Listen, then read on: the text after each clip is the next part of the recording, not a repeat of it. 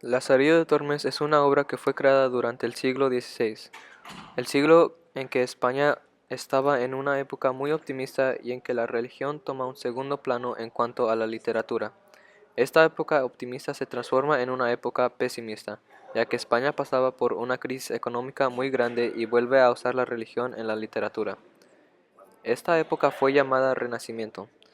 En este siglo hubo mucha prosa narrativa con héroes que surgían de la imaginación y siempre ganaban sus aventuras que ocurrían en lugares inventados.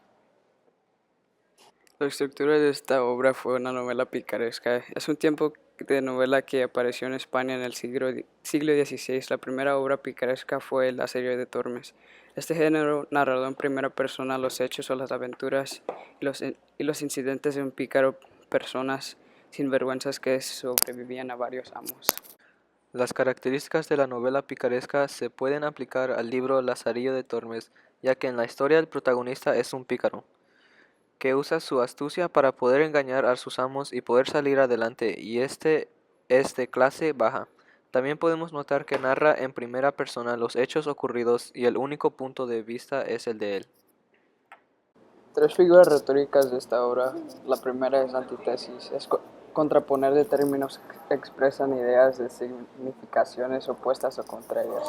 Un ejemplo en la obra sería página 91, donde dice: y así comencé a servir y a destar a mi nuevo y viejo amo. Otro ejemplo de una figura retórica sería hiperbatón, que es alterar el orden lógico de los términos que concluyen una frase. Un ejemplo de esta figura retórica sería en página 94, el último párrafo. Estableciéndose medicais de aves, daba el diablo el jarro y el vino, no sabiendo qué podía ser. Y la última sería una metáfora. Identifica un término real con uno imaginario, entre los cuales existe una relación de semejanza o analogía. Un ejemplo de esto sería en página 102. Escapé del trueno y di en el relámpago. La historia comienza con Lázaro, que nació en el río Tormes, y de ahí salió su nombre y apodo, Lazarillo de Tormes. Era el primer hijo de Tome González y Antona Pérez de Tejares, un pueblo de Salamanca. Su padre, que era molinero, después de cometer muchos robos y ser perseguido por la justicia, se inscribió en el ejército y fue a la guerra de las Quelves, donde murió cuando Lázaro tenía solo 8 años. Luego Lázaro y su madre se van a la ciudad. En la ciudad su madre se ganaba la vida lavando ropas y cocinando. Poco tiempo después tuvo un hijo con un hombre negro llamado Saide.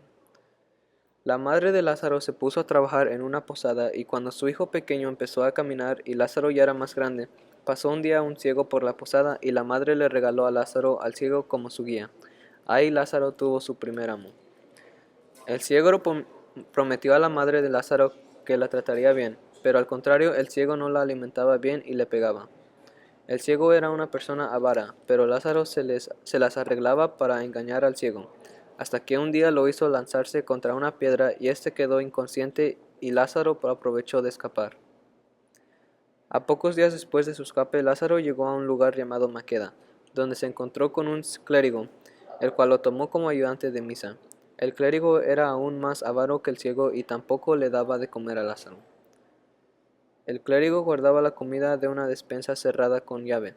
Un día tocó la puerta un tipo que fabricaba llaves y Lázaro lo engañó, logrando su objetivo, obtener una copia de la llave de la despensa.